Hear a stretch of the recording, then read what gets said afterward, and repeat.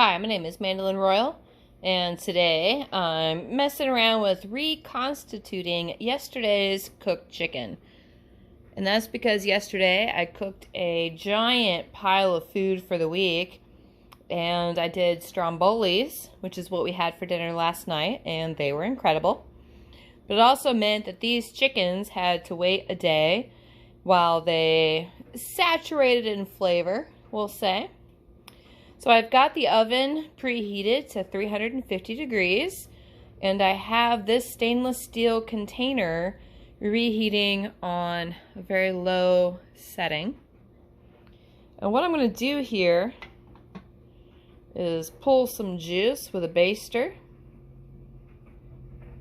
And I do want to say that the bird on the left, this one here, was specially finished and had developed a lot of fat. And that's where all of this juice is coming from, because the bird on the right did not get as much.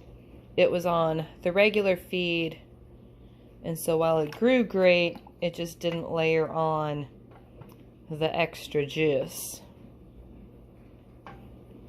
But it's going to benefit from the bird that did get the extra fattening. After they're done reheating, I'm going to break them apart and see if there's any difference on the inside. As far as flavoring, I did not do a brine soak this time. Inside of each bird, they got one whole lemon cut into thirds. They also got some dry rosemary, thyme, salt, and pepper. The spices I put on the outside of the bird as well, but I did not work any of the spices under the skin. I wanted a hint of flavor without really getting into the bird with it, just to see if there's anything different between them once we get in there. So now that they have been pre-warmed, rebasted, I'm going to put the lid back on, put them back into the oven for probably just about 30 minutes at 350. They did get fully cooked yesterday, but I want to thoroughly rewarm for dinner today. And I definitely don't want them to dry out. I did start this pan off with 3/4 of an inch of water in the bottom, and there's a lot more juice in there now, and you can see there's fat in there floating around, and that's probably off of this guy right here that had put on a substantial fat layer. But these guys are now ready to go to the oven. And more on this in a second. It's going to be mighty tasty. Alright, so it ended up taking 42 minutes at 350 degrees to re-achieve for the second time an internal temperature of 160 degrees. And I measured that right here at the inside thigh of both birds. Right there you can kind of see my little puncture where the thermometer went in. And I did it on the inside because that is the thickest, deepest part where temperatures could be lower than what the outside of the bird is doing. So you can see in the bottom there, we've got all of our juices. There's a lot in there that we can save for broth. And when you bake chicken, one of the indicators of doneness is when the knuckle of the kneecap has pulled back down the bone. If they haven't done that yet, chances are you're going to need a little bit more time. If they get too far down, that means they're probably a little overdone. So in this stainless pot that I have, this is new to me and I'm just learning how to cook in it. I've achieved a more doneness on the outside of both of these birds.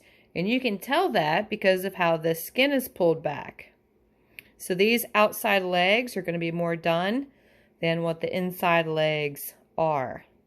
So I'm going to go ahead and get them onto this serving platter and get them carved out.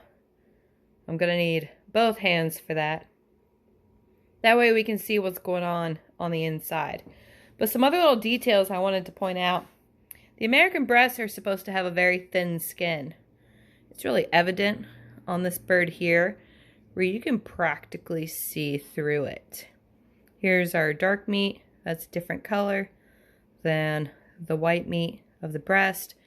There's the translucency of the skin, which has gotten nicely crispy. It's going to be very tasty. I did end up cooking it with the cover off, which led to this nice golden color. But also, these are a white bird, and they still have some pin feathers in them. This right here is a pin feather. If this was a dark colored bird, that would be dark colored. There's a couple others here. That would be a dark color if it was on a dark colored bird. But because it was a white bird, you can't really tell. For all we know, it could be part of the spices. And I do have a preference for a white feathered bird, just because of this result. The American Bresse having blue legs, if you leave a little knuckle on there, you're going to see that.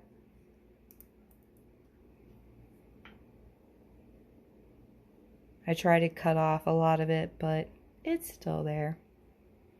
But let me go ahead and get these transferred over to the carving platter, and we'll see what's going on here.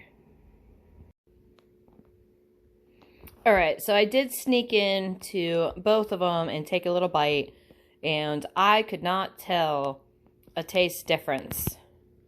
And I took the little bites from this innermost breast meat portion from both of them.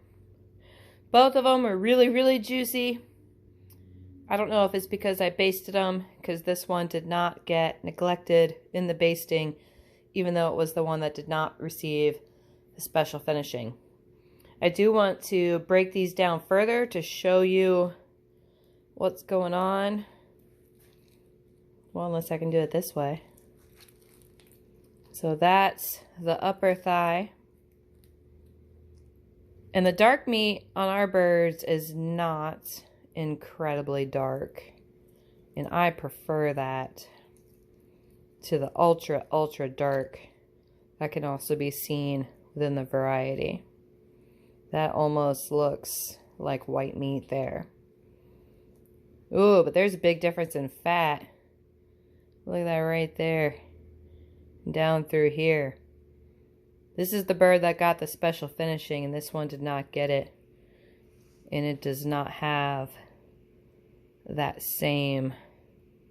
It's got a little bit down here, but it doesn't carry up and over like this one does.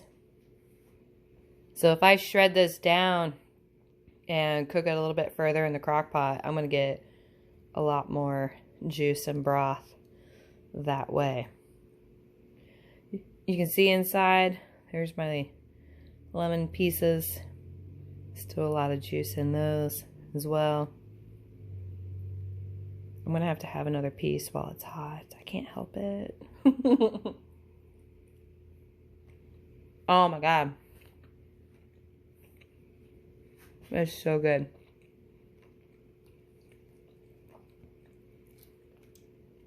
I love these chickens. Because I get eggs out of the same bird that does this result right here. I don't have to raise two types. I don't have to raise hybrids. I don't have to buy new chicken from the hatcheries. I can just do all this at home and get meat and eggs. You get a nicer result with the special finishing, but really, it's not necessary. Look at how that just falls off of there. Okay, I'm taking another bite.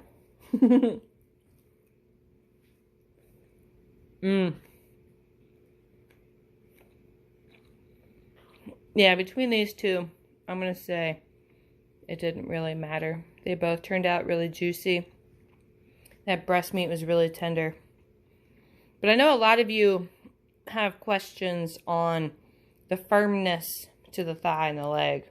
So let me go ahead and get these broken down some more and swallow this bite I have in my mouth that I'm talking through and show you what's going on with these thighs and do a little taste test from there. I'll let you know my thoughts on it here in a second. Alright, so I pulled some choice bits from the top of the thigh. This is the specially finished bird up here, and it did pull apart easier by hand than what the non-specially finished bird did. So that was interesting to note, that I needed to put more effort into pulling apart that one versus this one. So I'm going to go ahead and take a little bite. Firmer, but very tasty and very good. This is not mushy store-bought chicken for sure. This is what chicken is supposed to taste like, actually. So we'll try this one, see if there's anything different after I swallow this piece.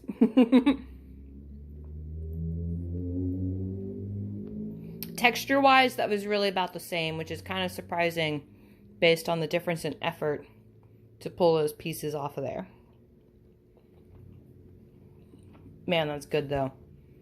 That would make really good chicken salad if I let it cool off, pulled it all off the bone, chopped it up, mixed it up with some mayonnaise and some celery, a little bit of mustard, some onion, maybe a little garlic, shoved it inside of some pita pockets. That'd be really good. It's definitely not breast meat though. And I am partial to the front side of the bird. That's my favorite part there. I can see a little bit of turkey-like influence there. That's still good though. But while I was pulling these legs off, another thought occurred to me as far as how to tell doneness. And I was able to just pull these right off the bird. I didn't have to use a knife. I didn't have to try too hard. Just pulled it back off the carcass and they pop right off. Easy. If it's not easy, it's probably not done yet. It probably needs some more time. It should come right off. Very easy.